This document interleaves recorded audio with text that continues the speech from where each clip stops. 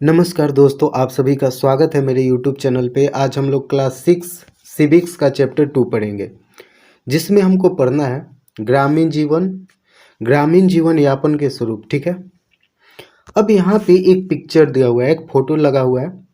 इस फोटो को देख करके, यानी कि इस पिक्चर को देख करके आपके माइंड में क्या आ रहा है, पहले तो ये सोचिए। यानी कि जितने भी पिक्चर्स हैं, जितने भी तस्वीरें आपको दिखाई दे रहे हैं, इन सब को देखने से आपके माइंड में, आपके दिमाग में क्या क्या ख्याल आ रहे हैं, आपके मन में क्या भाव आ रहा है, आपको इस पिक्चर को देख करके क्या समझ में आ रहा है। यानी कि एक व्यक्ति है जो हथौड़े से क्या है, लोहे का औजार बना रहा है। दूसरा है कुछ मजदूर जो है वो खेतों में काम कर रहे हैं। एक जो है वो वेल्डिंग का काम कर रहा है। ये एक ट्रैक्टर है जो खेत जोतने के काम आता है। साथ ही साथ बैलगाड़ी है। और यहाँ पे कुछ जो बढ़ई है वो क्या कर रहे हैं, लकड़ी का कार्य कर रहे हैं। यानी कि जितनी भी तस्वीरें हैं, इन सबको देखने से आपको क्या पता चल रहा है, कहीं ना कहीं ये आपसे रिलेटेड, यानी कि आपके सबसे ज़्यादा क्लोज दिखाई दे रहा होगा। मतलब आप गांव में रहते हैं। मतलब सोच करके देखिए, अभी भी अगर आप बिहार में हैं तो ज़्यादातर जो बिहार है वो क्या है, गांव से बना हुआ है। यानी कि वहाँ पे क्या है, गांव है। मतलब ज़्यादातर जो बिहार का एरिया है वो क्या है, ग्रामीण इलाका है। तो मैं ये मान करके चल रहा हूँ कि आप गांव में ज़रूर रहे होंगे। अगर आप शहर में रहते हैं तो ठीक है, लेकिन मैं ये मान करके चल रहा हूँ कि आपने गांव कभी ना कभी तो गया होगा, या फिर गांव में ही रहते हैं आप। अगर आप गांव में रहते होंगे तो इन सारी चीज़ों से आप रूबरू होंगे। यानी इन सारी चीज़ों को, यानी कि जितने भी एक्टिविटीज़ इस पिक्चर में दिखाई दे रहा है, उन सभी से आप वाकिफ़ होंगे। यानी कि आप हल बैल भी देखे होंगे, ट्रैक्टर भी देखे होंगे, ट्रैक्टर से सामान की ढुलाई होते हुए, ट्रैक्टर से खेतों की जुताई होते हुए। साथ ही साथ जो बढ़ई है, जो लकड़ी का कार्य करते हैं, जिनको क्या बोलते हैं, फर्नीचर का कार्य करते हैं, इंग्लिश में बोलते हैं, उनको भी देखे होंगे कि जैसे बांस काटना या फिर खटिया बनाना, पलंग बनाना, या फिर क्या है, पटरे का निर्माण करना, कुर्सियाँ बनाना, ये सब कार्य करते हैं लोग। साथ ही साथ मजदूर लोग खेतों में जाकर के कार्य करते हैं। यहाँ पे गेहूँ काटते हुए देख रहे होंगे। तो ये जितने भी तस्वीर आपको दिखाई दे रहा है, साथ ही साथ जो लोहार है, जो लोहे का कार्य करता है, उनका भी भट्ठी देखे होंगे आप। तो अगर गांव में रहते हैं तो इन सारी एक्टिविटीज़ से, ये जितने भी क्रियाकलाप है, इन सभी से आप क्या होंगे, परिचित होंगे।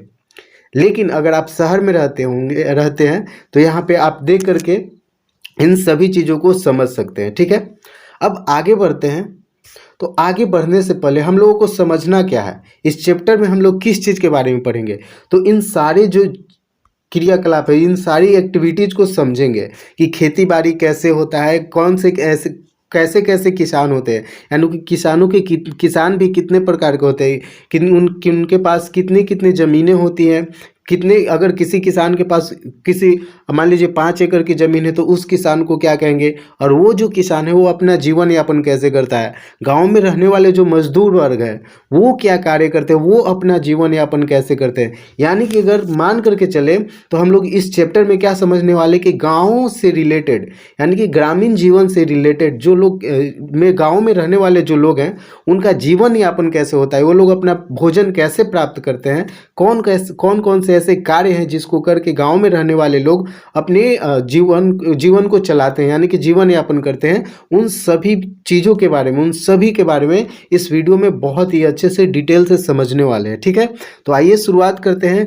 और अगर इस चैनल पे न्यू है, यानी कि हमारे चैनल पे पहली बार वीडियोज़ को देख रहे हैं हमारे, तो और अभी तक चैनल को सब्सक्राइब नहीं किया है तो प्लीज़ चैनल को अभी सब्सक्राइब कर लीजिए। और बगल में बेल आइकन होगा, उसको भी दबा लेना है, जिससे कि जब भी हम वीडियो अपलोड करें उसका नोटिफिकेशन आपको मिल जाए। ठीक है, और अगर ये वीडियो अच्छा लगता है तो ये जो वीडियोस है वो अपने फ्रेंड्स के साथ शेयर भी कीजिए। यानी उनको इस चैनल के बारे में बताइए कि यहाँ पे बिहार बोर्ड के जितने भी स्कूल्स के क्लासेस है, जैसे कि 6, 7, 8, 9, 10, इन सभी का वीडियोज यहाँ पे अपलोड किया जाता है। ठीक है, तो आइए आगे बढ़ते हैं और पढ़ना शुरू करते हैं।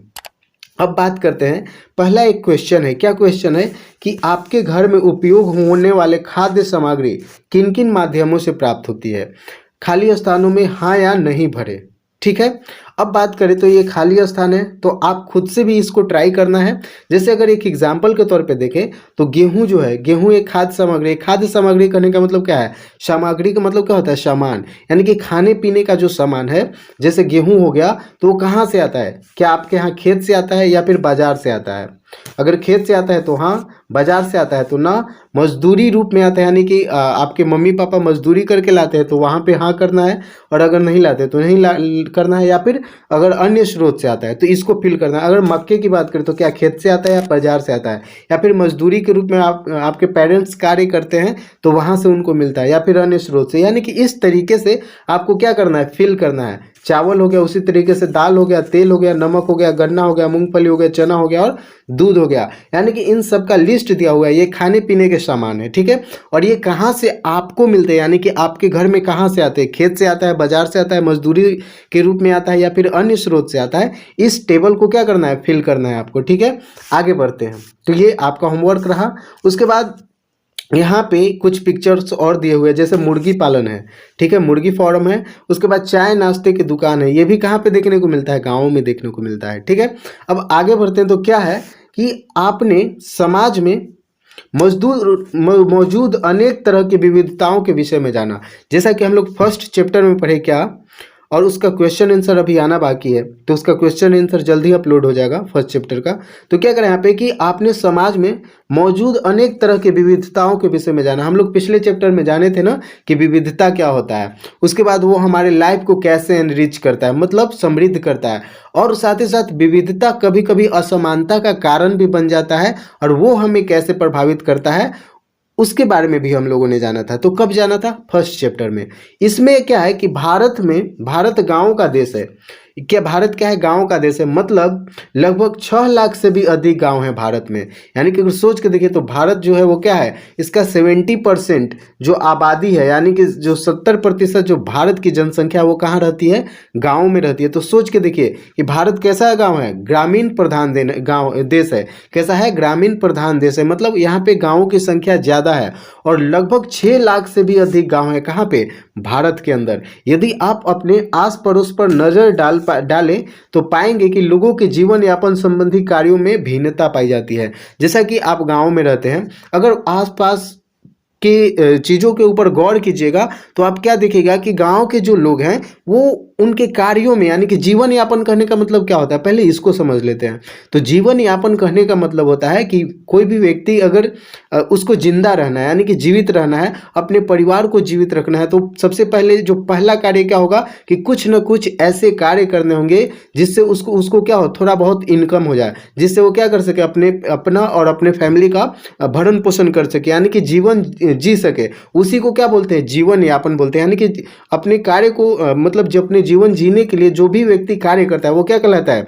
लाइवलीहुड भी उसको इंग्लिश में बोलते हैं। तो जीवन यापन संबंधी जो कार्य हैं उनमें भिन्नता पाई जाती है। कहाँ पे? गाँव में। अगर आप आसपास नजर दौड़ाइएगा तो क्या देखेगा कि गाँव के जितने भी लोग हैं सब लोग अलग अलग कार्य करते हैं। ऐसा नहीं है कि गाँव के जितने लोग हैं वो सभी लोग एक ही कार्य को कर रहे हैं। जैसे कृषि की बात करें तो गाँव के सभी लोग कृषि ही कर रहे हैं। गाँव अगर पशुपालन की बात करें तो गांव के सभी लोग कृषि को छोड़ करके सिर्फ और सिर्फ पशुपालन कर रहे हैं। या फिर अगर बात करें कि स्कूल में टीचिंग का कार्य है तो गांव के सभी लोग टीचिंग ही कर रहे हैं। ऐसा नहीं ना होता है।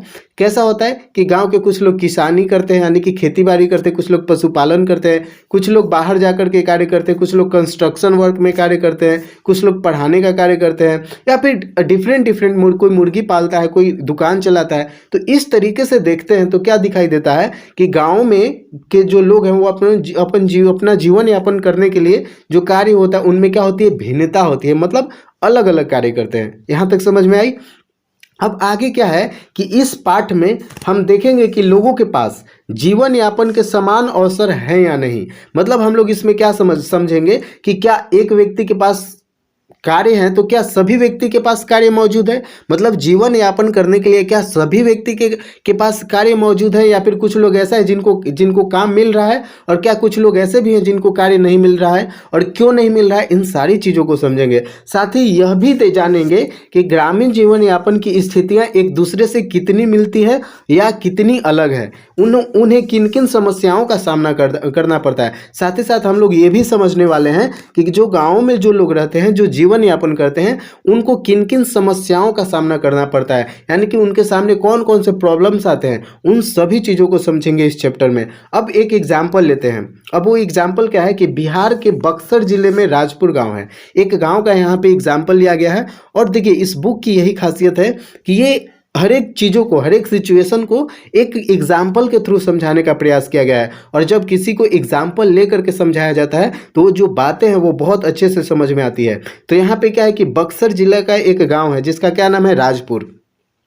अब क्या है कि गांव की मुख्य गली तथा सड़क बाजार की तरह दिखता है, यानी कि गांव का जो मुख्य गली है ना वो किस तरीके का दिखता है, सड़क बाजार की तरह। सड़क बाजार कहने का मतलब क्या है कि जब हम लोग बाजार में जाते हैं तो क्या देखते हैं कि सड़क के किनारे बहुत से छोटे मोटे बड़े दुकान लगी हुई हैं और सब लोग अपना अपना क्या बेच रहे हैं, सामान बेच रहे हैं। तो उसी तरीके से ये जो राजपुर गाँव है ना, यहाँ की जो मुख्य गली है, यानी कि इसके बीचों बीच जो इधर भी घर है और इधर भी घर है इस साइड में, और ये बीचों बीच क्या है, ये सड़क है, मेन सड़क है। तो सड़क के किनारे किनारे हम लोग देखते हैं क्या कि दुकानें लगी हुई हैं। अब क्या हो रहा है कि दुकानें, वहां पर आपको तरह तरह की छोटी बड़ी दुकानें दिखेंगी।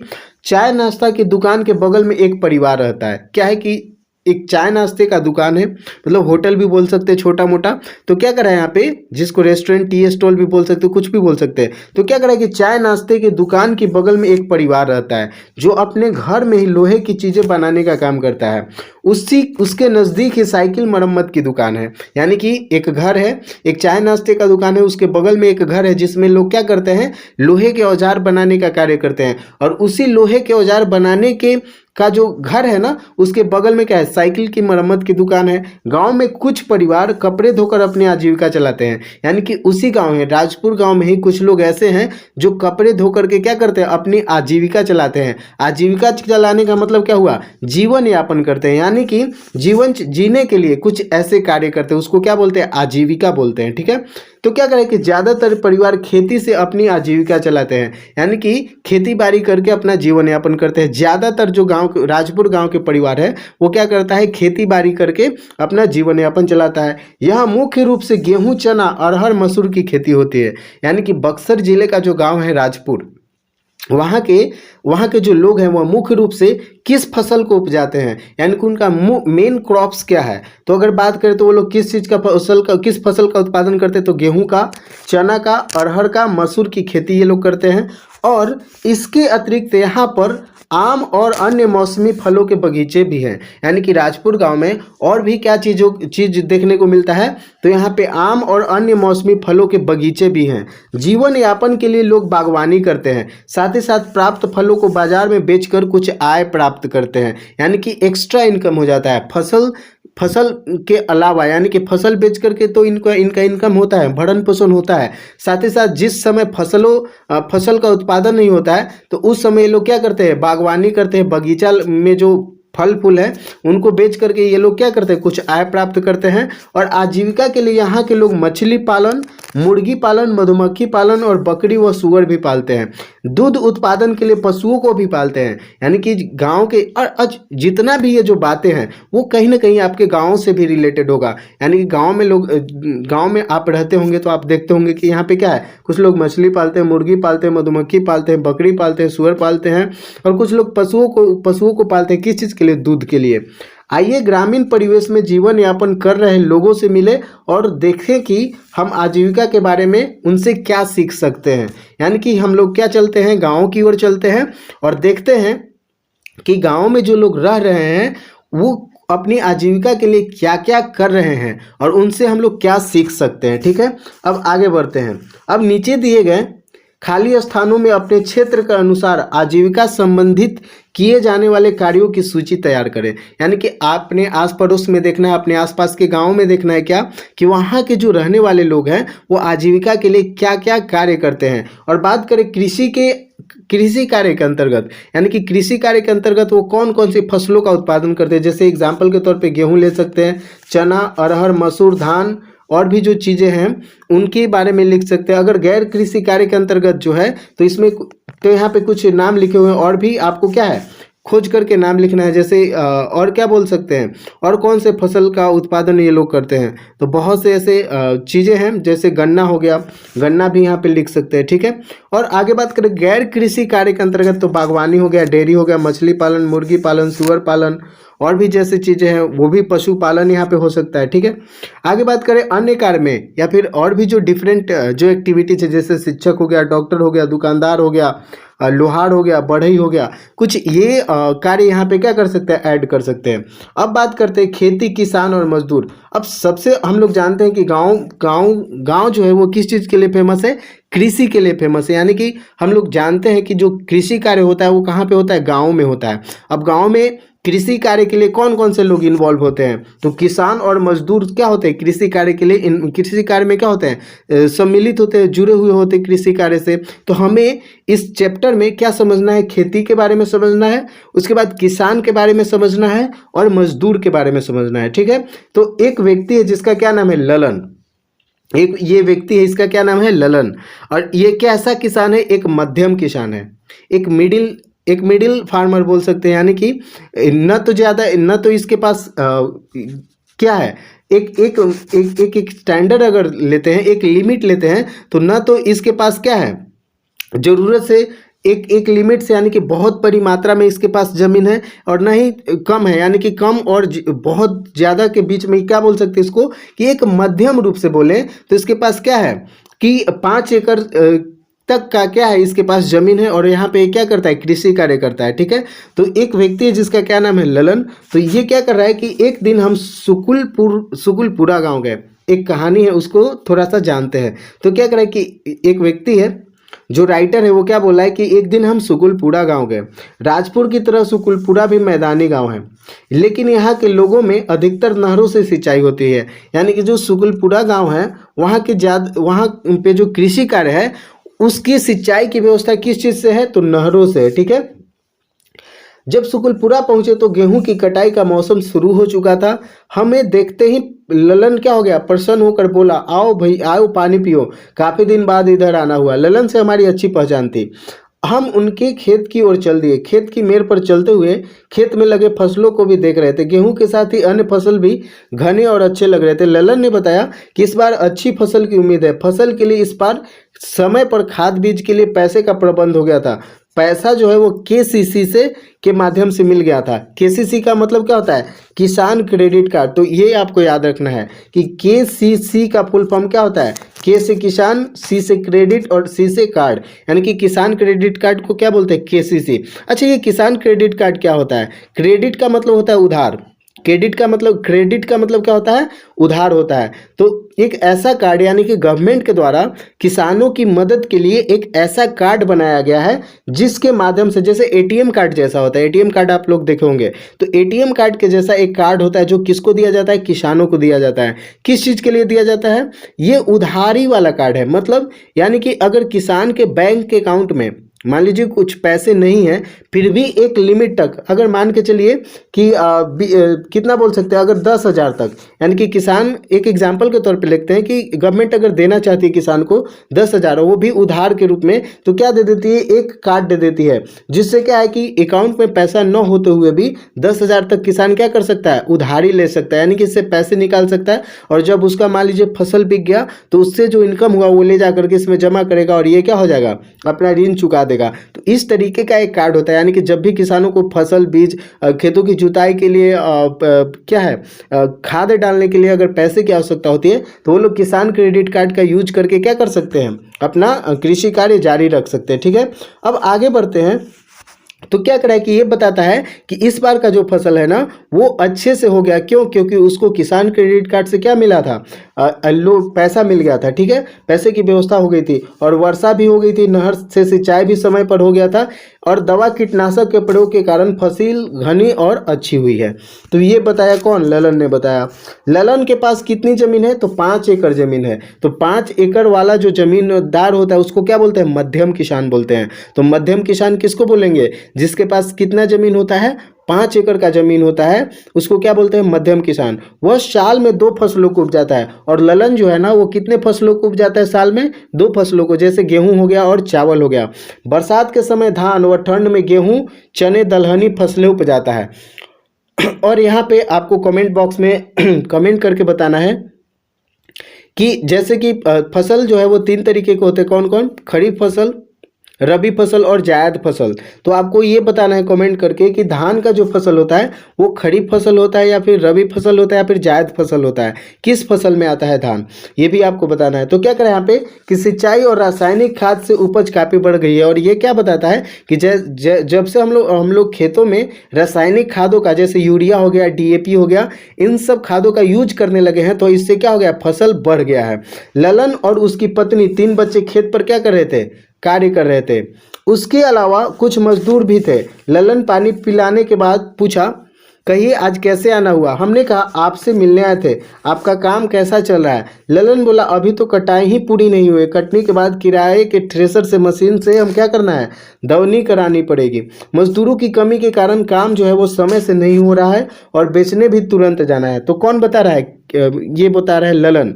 अब बुआई, निराई, गुड़ाई के समय ललन जैसे मध्यम किसानों को मजदूरों की जरूरत नहीं पड़ती है, परंतु कटाई के समय वह कुछ मजदूरों की मदद लेता है। यानी कि इससे क्या पता चलता है कि 5 एकड़ का भूमि है और 5 एकड़ की भूमि पे वो क्या कर लेता है, खेतों की जुताई करवा लेता है खुद ही, सिंचाई करवा लेता है खुद ही। लेकिन जब फसल की कटाई की बारी आती है तो उसे कुछ मजदूरों की जरूरत पड़ती है। कटाई के समय मजदूरी भी बढ़ जाती है, जिससे उसके जैसे किसानों को जरूरत से कम आदमी से क्या है, काम चलाना पड़ता है।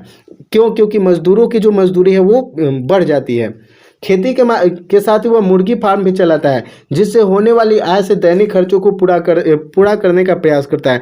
यानी कि इससे क्या पता चल रहा है कि 5 एकड़ की भूमि वाला जो किसान है, जिसको मध्यम किसान बोलते हैं, ललन जैसा व्यक्ति, उसकी जो भरपाई है, मतलब उसके जो खर्चे हैं वो भूमि से उतना नहीं हो पा रहा है, यानी कि उसको एक्स्ट्रा इनकम चाहिए। तो एक्स्ट्रा इनकम के लिए ललन क्या कर रहा है, यानी कि ललन जैसा जो मध्यम किसान है वो और भी डिफरेंट एक्टिविटीज करते हैं, यानी कि और भी अलग अलग कार्य करते हैं। जैसे अगर एग्जाम्पल के तौर पर ले तो ललन और कौन सा कार्य करता है, तो मुर्गी पालन करता है। अब मुर्गी पालन करने से उसका क्या है कि उससे और भी मतलब क्या है, एक्स्ट्रा इनकम उसको आ जाता है, मतलब अतिरिक्त आय उसको हो जाता है। और भी जैसे कार्य हो गया, जैसे क्या बोल सकते हैं, मिल चलाने का, या फिर मुर्गी पालन का हो गया, या फिर पशुपालन, गाय भैंस पालता है, उससे और क्या हो जाता है, उसको एक्स्ट्रा इनकम मिलता है। ललन को बैंक का कर्ज चुकाने के लिए फसल जल्दी बेचनी है, क्योंकि कर्ज नहीं लौटाने पर पुनः कर्ज मिलने में क्या होगा, परेशानी होगी। अभी बताया ना कि उसको क्या मिला है, किसान क्रेडिट कार्ड मिला है।